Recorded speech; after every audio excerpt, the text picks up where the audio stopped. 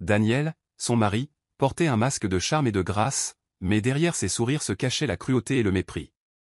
À la maison, il la rabaissait souvent, disant des choses comme « tu es simplement trop sensible » et « aime », avec un rire qui dissimulait son venin. Il agissait toujours comme s'il savait mieux que tout le monde, même lorsque ses mots la blessaient profondément. Ce matin-là, alors qu'il se dirigeait vers le cabinet du médecin, le ton de Daniel était dédaigneux et le cœur d'Émilie battait la chamade de peur. Sa voix intérieure hurlait que quelque chose n'allait vraiment pas.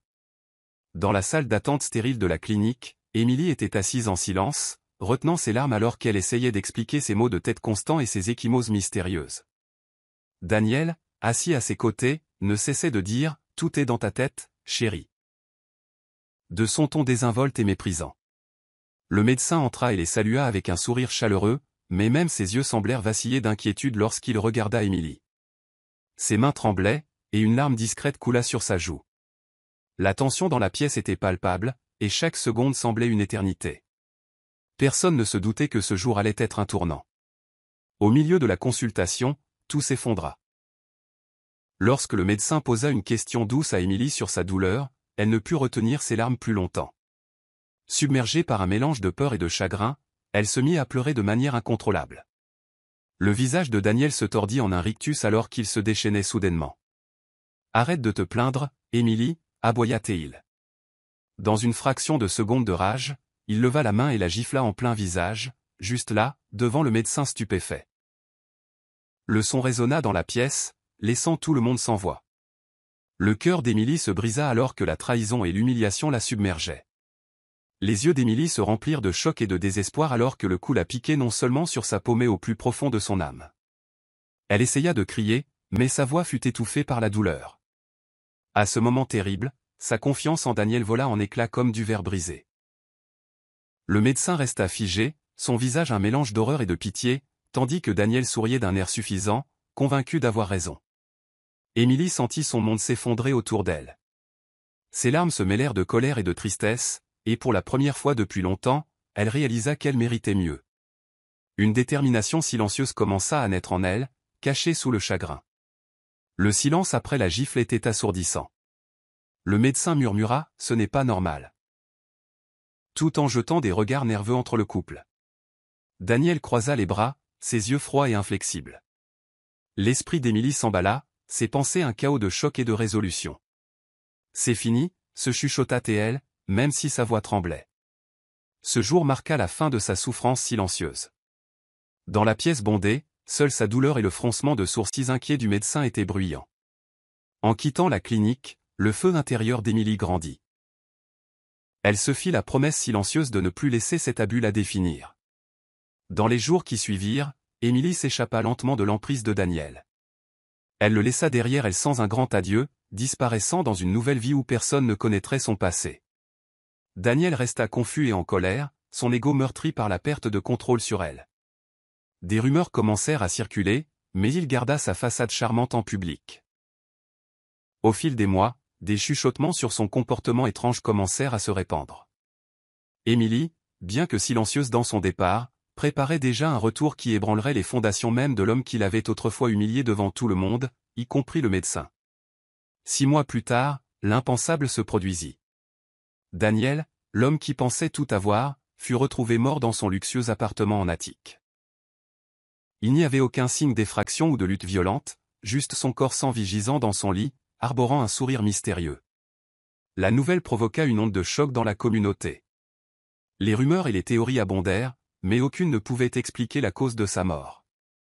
Émilie, vivant maintenant dans une autre ville et sous un nouveau nom, reçut le corps pour une autopsie sur son nouveau lieu de travail. L'ironie était amère. Elle était maintenant celle qui tenait les outils du destin, prête à démêler le mystère de sa mort prématurée. En travaillant comme pathologiste, Émilie s'était réinventée dans les couloirs silencieux de la morgue de la ville. Chaque jour, elle enfilait sa blouse de laboratoire et ses gants avec un calme professionnel qui masquait la tempête d'émotions en dessous. Son esprit, autrefois obscurci par le chagrin, brillait maintenant d'une détermination tranquille.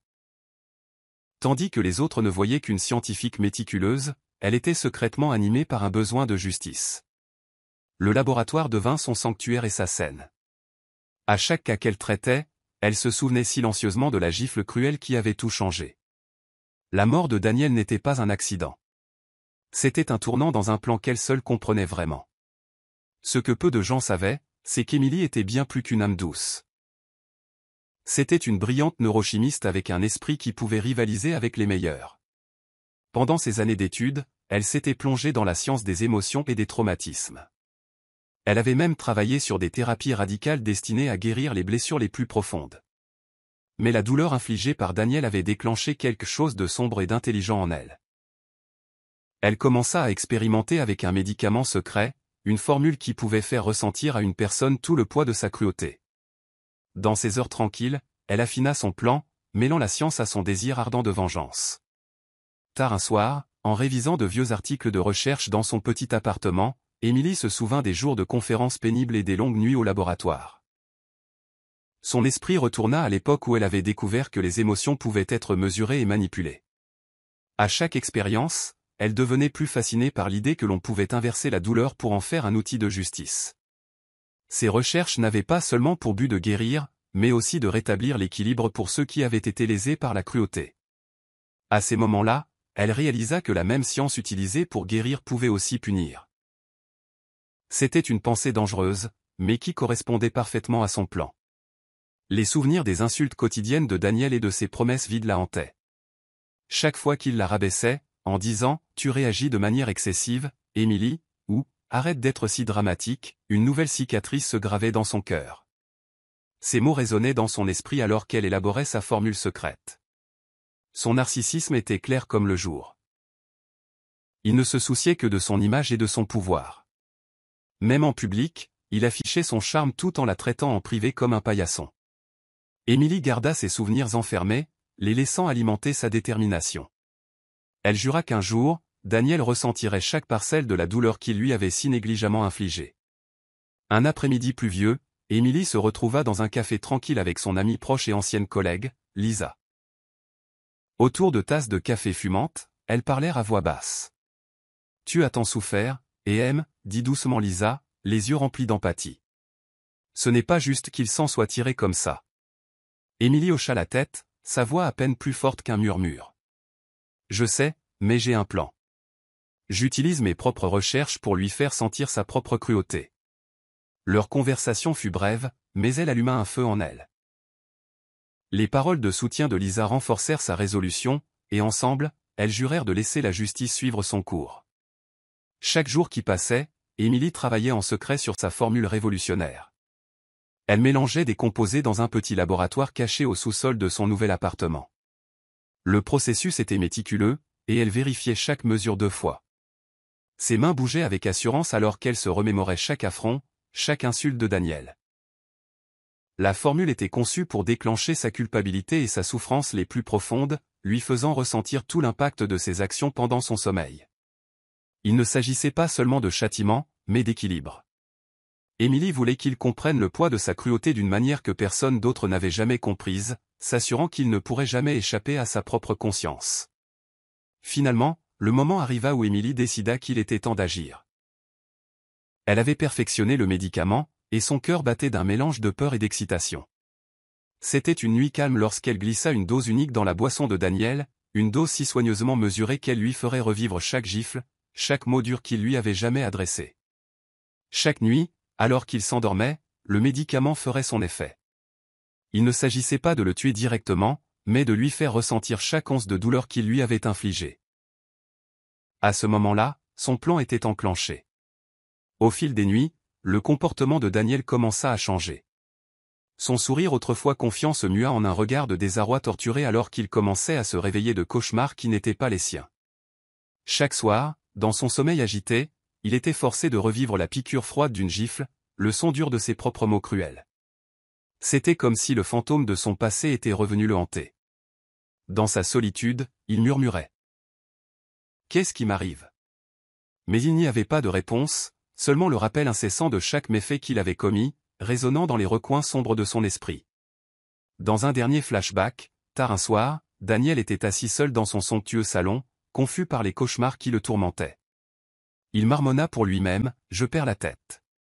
Ces rêves, ils semblent si réels. » Il ne pouvait pas comprendre comment sa vie, autrefois remplie d'arrogance et de contrôle, se transformait maintenant en une prison de culpabilité et de terreur.